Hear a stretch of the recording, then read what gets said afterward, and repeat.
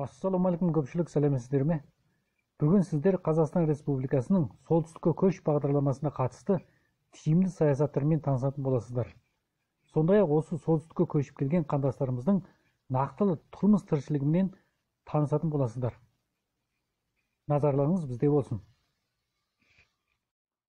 Солтүстікке келетін ағайындарға мемлекет бар жағдайды жасайды. Оларға судай жаңа коттедждер салып жатырмыз. Әл-ауқаты жоғары 150 ел мекені бекітілді. Бірақ көшіп келетін адамдарға біз талап қоятын боламыз. Ол ең біріншіден маман болу керек. Бізге керегі мұғалім, комбайншы, тракторшы, дәрігерлер, осындай мамандар бізге керек. Және де әрбір отбасыда 3-4 бала болу керек. Осы талаптарға сай болатын болса, біз отбасыға судай жаңа коттедждің кілтін табыс етеміз. Және егер отбасы басқа мемлекеттік бағдарламамен көшіп келетін болатын болса, әр отбасыға мемлекет 600 мың теңге шығын қайтаратын болады. Оған қоса, мысалы, 5 адамнан тұратын отбасыға 450 мың теңге субсидия төлейтін болады. Солтүстікке көшуге қорықпау керек. Соңғы жылдары бізге 3000 адам көшіп келді, ол 700 отбасы. Көшіп келгендер барлығы да баспанаға ие болды, жұмысқа тартылды, біразы өзінің кәсібін ашты. Биыл да біз ең кемінде 1,5 мың адамды күтіп отырмыз. Солтүстіктің жері Қазақстандағы ең бай, ең құнарлы жер. Біз барлық келген азаматтарға қуанамыз.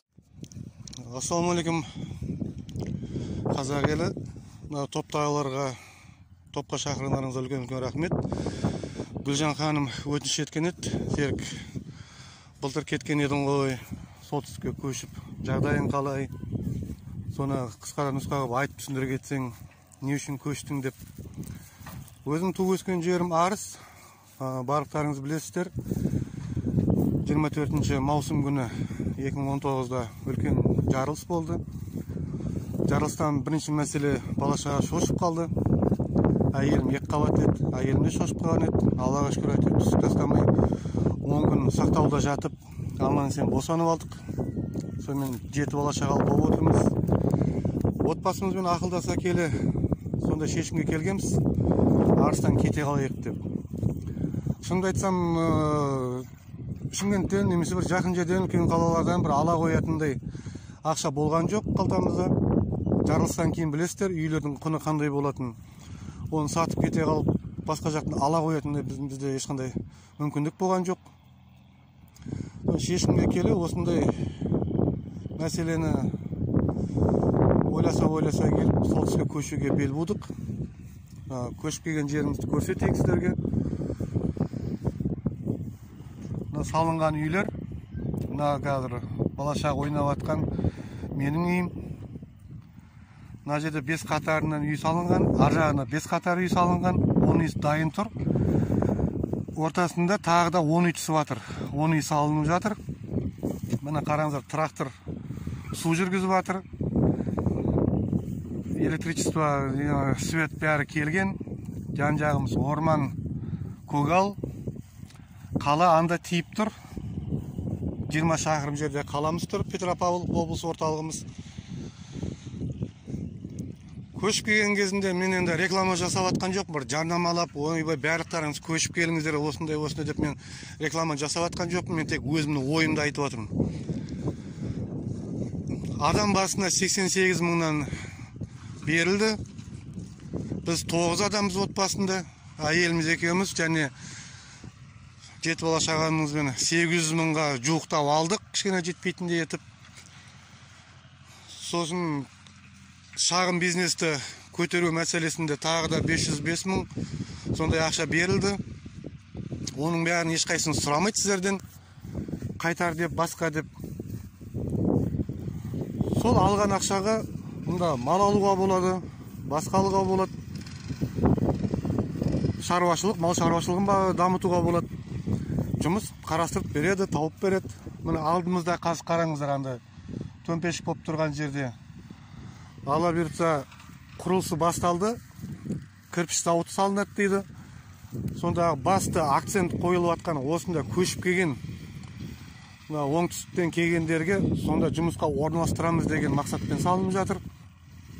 Ол болмаған күнде де алдымызда ана орманның арасында элеватор тұр, кірпіш завод салынады деген ар жағында бетон зауыты тұр. Басты акцент сол. Енді айлық ол 60 бола ма, 70 бола ма, 150-180 бола ма, бір алла біледі. Өкіметтің берген ақшасына да мал алып қойсаңыз, не алып қойсаңыздар да, бұяқта ешқандай бір сүтті қайда өткізем, ірімшікті қайда өткізем деген ешқандай проблема жоқ. Әр ауылда сүт қабылдайтын өздерінің пункттері бар. Күнделікті апарып өткізіп тұрсаңыздар болады. Сосын тағы қандай мәселе бар? Су келіп тұр, суды жүргізіп жатыр, свет келіп тұр. Ауа таза, міне, қараңыздар. Ең басты өзіме ұнады, бала-шағам ұнады, әйеліме ұнады, барлықтарына. Барлықтарына ұнады, ешқандай нет көрген жоқпын. Басты мәселе қандай? Басты мәселе Қазақстанның қай бұрышы болса да өз отанымыз, өз жеріміз, өз еліміз. Ол солтүстік бұрышы болсын, жоқ оңтүстік бұрышы болсын, батыс болсын, шығыс болсын, қай бұрышы болса да ол өзіміздің жеріміз, өзіміздің еліміз. Ол мұнда келіп мен сіздерге ойбай келе қалыңыздар, мына жерге мұнда кеттіңіздер деп үгіттемеймін. Аллаға шүкір келіп жатқан адамдар бар, таласып келіп жатыр, күніге звондап, мұнда көшсек қалай болады, орын бар ма, бос үй бар ма деп. Мен тек қазір өзімнің келгендегі ойымды айтып отырмын осындағы. Жаман болған жоқпыз, Аллаға шүкір. Техникаларымыз тұр ана. Келгеніміз мына жаңа үйге бір аптаның көлемі болған жоқ, ауысқанымызға. Басқа ауданнан осында көшіп келдік. Малға жайлы деп. Алғашқы көшіп барған жерде де жаман болған жоқпыз. Жұмыста табылды, басқа да табылды. Ал бағасына келетін болсақ, ойбай оңтүстікте арзаншылық, солтүстік қымбат қой дейтіндей. Мұнда көп жерде көп нәрсе арзан. Оңтүстікке қарағанда сүт өнімдері, ет өнімдері, астық өнімдері біршама арзандау. Сүттің бағасының өзі 110-115 теңге. Күні кеше Арысқа барып қайттым, 250 теңге литр сүт. Арыстың өзінде. Екі есе арзан сүт өнімдері. Ет өнімдері де арзан. 1700-ден қойдың етін алып келдік кеше. Қуырдақ істеп, бала-шағамызды әкелгеннен кейін. Басқа не айтамыз? Жағдай осы. Қалаға 2 күннің бірінде астымызда көлік тұр, 2 күннің бірінде барып келе береміз. Бүкіл шаруамыз істеп. Жұмыспен қамтамасыз етеді. Жұмыссыз қалмаймыз бұнда. 60 болса да, 70 болса да, бұнда ең бастысы біз сол жұмыс үшін деп келген жоқпыз. Шаруашылыққа мал ұстаймыз. Кішкене шаруашылықпен күн көреміз деп, мал көбейтеміз деп келіп отырмыз. Басты мақсатымыз. Ал алдындағы тұрған ауданда, Аққайың ауданда, ол да солтүстік Қазақстан. Онда жұмыс жасадым мен. Айлығым 200 мың теңге тұғын. Малға жайылды деп біз осында келіп отырмыз. Басты мәселе айтып отырмын мен. Мұнда басты мәселем жұмыс емес. Мал шаруашылығын дамытып, өз-өзіме малымды көбейтіп, сондай әрекет жасау. Бір түсінбейтін нәрсем, 7 бала шағам бар, 6 бала шағам бар, 4 бала шағам бар деп, Шымкентте немесе Алматыда, Астанада бір үлкен қалада тұрып жатып, квартираға жалдап, күнімді көре алмай жатырмын деп. Мен айтатын, менде 7 бала шағам бар, мына жағдай көп балаларға өте тиімді. Өте тиімді. 60 мың, 70 мың деп мен ондай айлықты көрген жоқпын мұнда. Мүмкін ондай да бар шығар енді, білмеймін. Шаруашылықтардың өздерінде сондай 60 мың, 70 мың шығар енді. Ол жағын білмедім. Бірақ өзімнің айлығым 200 мың тұғын. Енді қазір осында келіп отырмыз. Мына заводтың құрылысы енді басталып жатыр, кірпіш заводының. Алла бұйыртса әйтеуір солардан бір кәсіп табылар деп отырмыз. Бірақ ең басты акцентім менің мал ұстауға, мал шаруашылығын көбейтуге осында келіп отырмыз. Енді кішкене былай мал ұстайтындай сарай бірдеме соғып алсам, Назарбаевтың айтқан 2 сиырын алайын деп тұрмыз ғой енді плотында осы жерде. Сол тағы сұрақтарыңыз болса айтыңыздар, қойыңыздар, барынша жауап берейін. Ал жақсы, зейін қойып тыңдағандарыңызға. Хабарымызды жалғастырамыз. Солтүстік аймақтарда 5000 адамға жұмыс бар. Дәрігер, медбике, мұғалім, тіпті агроном дейсіз бе, қалаған мамандығыңызды табуға болады. Ол үшін Нұр-Сұлтанда өтіп жатқан бос жұмыс орындар жәрмеңкесіне келсеңіз болды. Мұнда Павлодар, Қостанай, Қарағанды, солтүстік және шығыс Қазақстан облыстарының өкілдері ауылдық жерлердегі бос жұмыс орындарын ұсынып отыр. Оны қабыл алып, солтүстікке көшуге келіскендерге қандай көмек көрсетіледі? Тілшіміз айтсын. Жәрмеңкеге жұмыс іздеп келгендердің бірі Қанағат Шалес. Мамандығы мал дәрігері, бірақ дипломына сай жұмыс таппай, осында келген. Өзімнің жұмысым бойынша жұмыс бар дегенге, сол Семейдің Бесқарағай және Павлодардың Тереңкөл деген ауданға екеуіне де жазылдым. Бесқарағай ұнады, сол табиғаты бәрі жақсы жер деп естідім, әкіміне жолықтым. Қанағаттың көңілінен шыққан Бесқарағай шығыс Қазақстан бойынша ең көп жұмыс орнын ұсынып отыр. Мұнда әсіресе дәрігерлер мен ұстаздар тапшы. 21 вакансиясы білім саласында, 20 вакансия денсаулық сақтау вакансиясында. Бізде аудан бойынша ветеринарлық қызметіміз бар, сонда да жаңағыдай вакансияларымыз бар, сонда тұрақты жұмысқа орналастыруға мүмкіндік бар.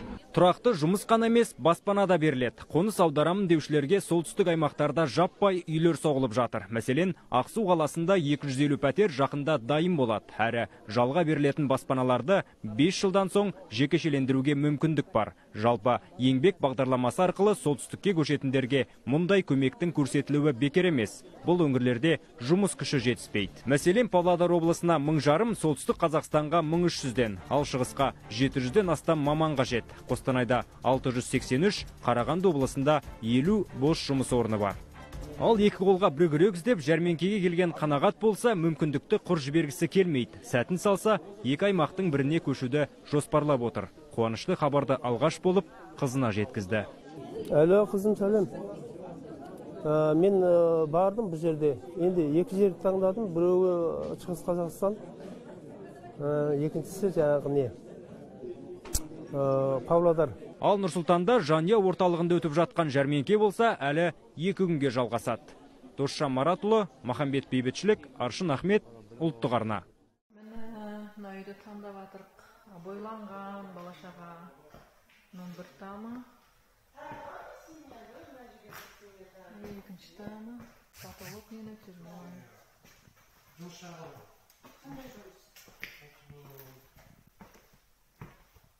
Şimdi Beyzat'ta aynadık kursu, ili Samat'ta. Neydi? Samat'ta var, Beyzat'ta başına alalım. Ne kadar? Kırktan sonra etmiyor mu? Sen böyle kurset, biz ya sağlıkçıyım, ben böyle bir kalkıp kursetip.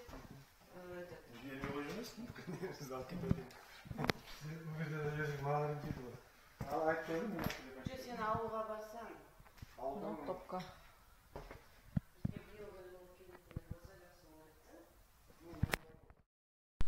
Міне енді түсіріп. Міне әдемі болып бітіп қалды біздің үйіміз. Нұргүл екеуміз көшіп келейін жатырмыз осы жерге. Үйімізді түсіріп сендерге жіберейін жатырмыз. Бөлмелері. Ішін түсірейік та. Ремонт бітіп қалды, скоро бітеді.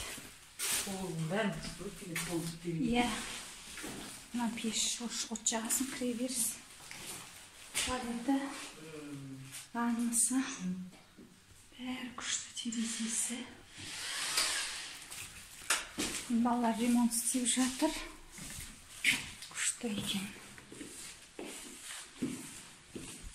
Спальня екен.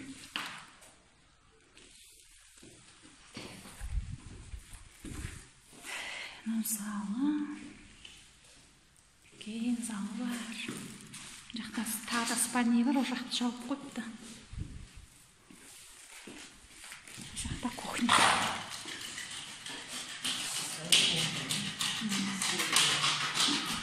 Коридоры. Коридоры. Кіреберіс жері. Прихожкасы, міне көше. Дала. Күшті екен екен. Міне көршілердің үйі. Міне жолының өзі қандай тамаша, е? Қанша. Келіңдер. Біздің ауылға көшіп. Нұргүл екеуміз жүрміз. Қайсы? Міне көршілердің үйлері, біздің көше. Міне біздің соседтер. Күшті. Осындай жерде тұрамыз енді. Керемет емес пе?